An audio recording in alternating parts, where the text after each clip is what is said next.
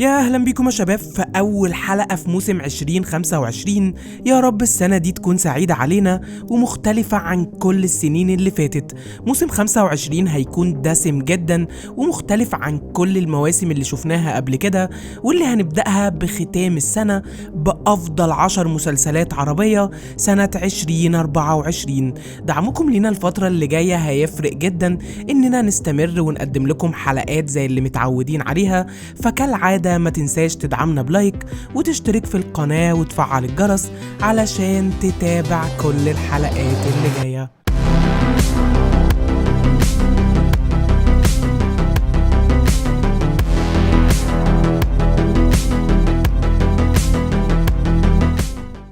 هنبدأ بالمسلسل رقم 10 في قائمتنا النهاردة، واللي هيكون مسلسل رقم سري من بطولة ياسمين رئيس وعمرو وهبة وصدق صخر ورحمة أحمد. المسلسل ده بيقدم لنا قصة مختلفة عن كل اللي موجودة معانا في القائمة، واللي بتقدم لنا جريمة قتل وعدد كبير من الألغاز، واللي من خلالها بندور على القاتل الحقيقي في أجواء من الترقب والمغامرة شبيهة بقصص أجاسا كريستي اللي دايما هتخليك تشغل دماغك وتدور على مين القاتل الحقيقي.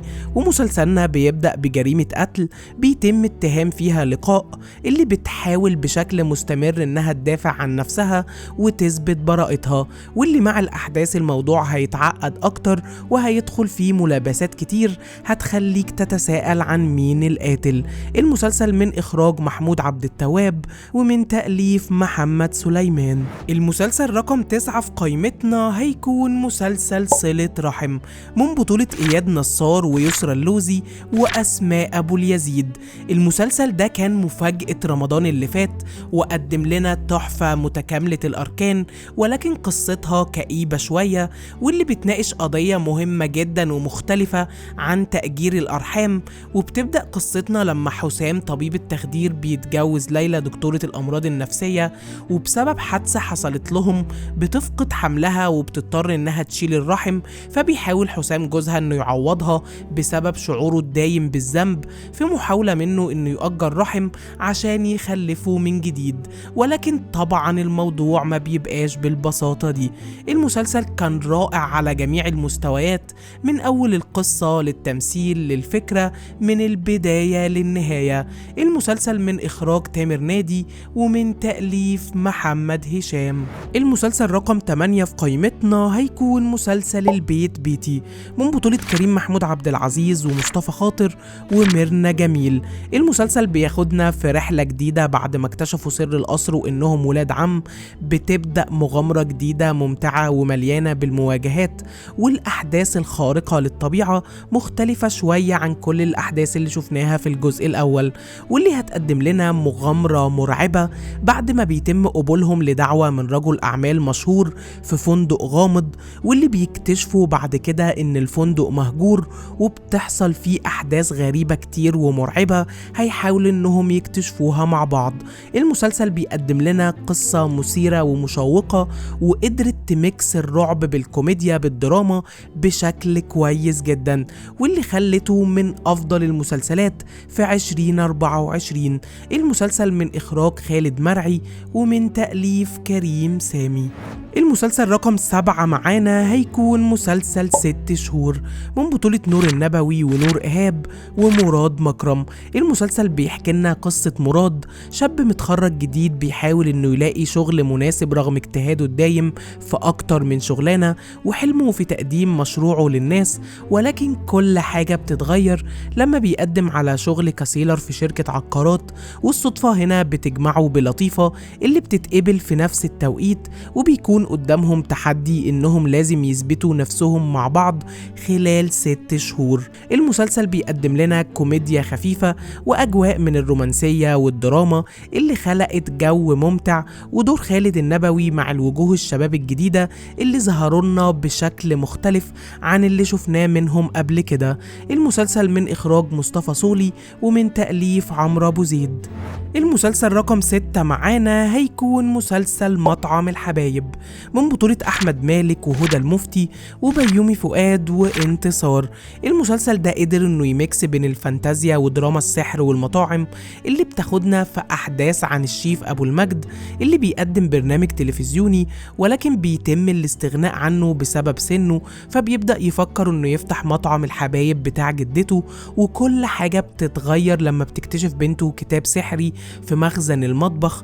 العيلة دي بس هي اللي بتتوارثه، واللي كمان بالتحديد اسمهم وديدة. الكتاب بيقدر يساعدهم في حل كل المشكلات اللي بتواجههم ضد المنافسين واللي بيحاولوا انهم يوقعوهم، وكمان الوصفات والأسرار السحرية اللي بتكشف لنا عالم الطبخ والمطاعم.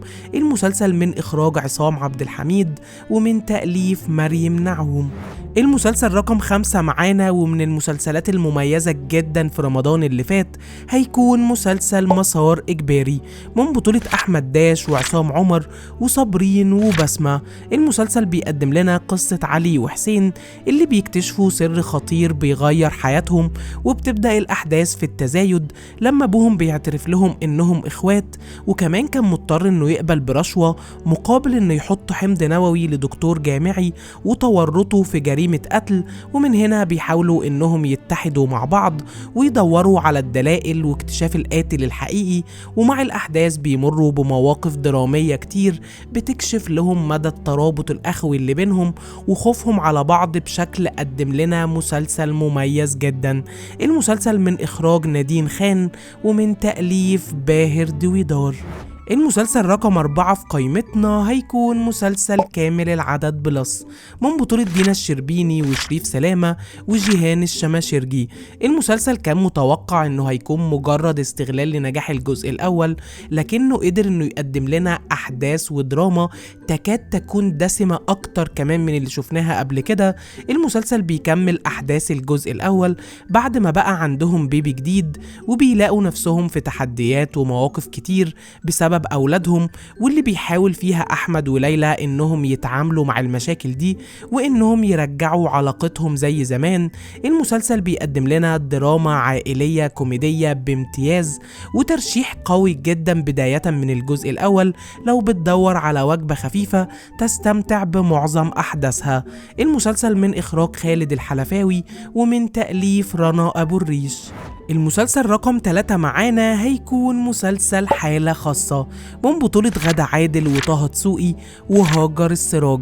المسلسل ده في بداية نزوله عمل ضجة كبيرة جدا، وكان من أكتر الأعمال الترندنج خلال السنة دي، واللي قدم لنا قصة مبتكرة عن الشاب نديم اللي بيعاني من التوحد، ولكن عنده قدرات خاصة بتخليه خارق الذكاء والملاحظة، واللي بسبب مميزاته دي بيقدر إنه يشتغل في مكتب محاماة شهير، وتبدأ رحلته المليانة بالتحديات والقضايا الصعبة، بعيدا كمان عن تحدياته الشخصية واستغلاله بسبب ظروفه، ولكن قدراته وطيبته هتكون المنقذ في مواقف كتير درامية ومؤثرة خلال أحداث المسلسل. المسلسل من إخراج عبد العزيز النجار ومن تأليف مهاب طارق.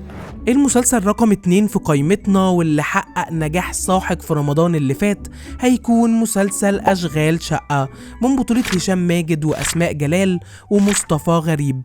المسلسل ده كان بمثابة الحصان الأسود السنة دي، وقدر إنه يكون أفضل مسلسل كوميدي في رمضان، وقدم لنا جرعة من الكوميديا بتحكي لنا قصة 2 متجوزين بيقرروا إنهم يجيبوا حد يساعدهم في البيت ورعاية أطفالهم، ولكن الموضوع ما بيكونش بالبساطة دي، فبتبدأ رحلتهم في إنهم يجربوا أكتر من شغالة، ومع كل واحدة بنمر بيها بتكون ليها الأرك بتاعها ومغامرتها المختلفة اللي بتخلق أجواء ومواقف كتير كوميدية بشكل مستمر خلال أحداث المسلسل، واللي كانت متنفذة ومكتوبة بشكل متقن جدا، خلقت أجواء مسلية وممتعة في معظم الأحداث، واللي خلته ببساطة يكون أفضل مسلسل كوميدي السنة دي بجدارة.